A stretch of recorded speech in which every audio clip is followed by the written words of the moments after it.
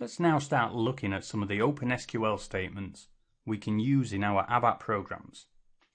Now, in a previous video, I mentioned OpenSQL statements we use in our programs allow us to indirectly access and modify records held in the database tables. Many of the examples we have used in this course so far have used the select statement, so you should be familiar with that. The select statement is very similar to the standard SQL select statement that is used by many other programming languages. The beauty about OpenSQL is that we can use these type of statements in our ABAP programs no matter what the underlying database is. Our system could be running an Oracle database, Microsoft SQL database, or any other. By using OpenSQL in our ABAP programs, in conjunction with using the ABAP dictionary to create and modify our database tables, we can be 100% certain that our ABAP code will not have any issues in accessing the data held by the specific type of database our SAP system uses. Now cast your mind back to when we created our first database table. We included the field mandant, M-A-N-D-T, which represents the client number and forms part of our database table key.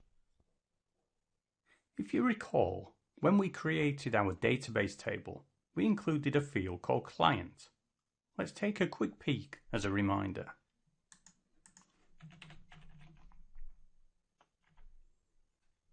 Here it is. Now this field represents the client number and forms part of our database table key. So in our ABAP programs, you would think we would have to use this field when we're using our OpenSQL statements. But actually we don't. This is like a hidden field. All our transactional tables and the majority of our master data and configuration tables include this field in them. And the SAP system has been built in such a way that it will automatically apply a filter on this field based on the client ID the user is using. So if I am logged in to client 100, the SAP system will automatically filter all the records held in the database on this client key and only return to me the records for client 100. This is done all automatically. So when we use OpenSQL in the programs that we create, the system will manage this for us, meaning we never have to include this field in any selection or any update statement we use in our programs.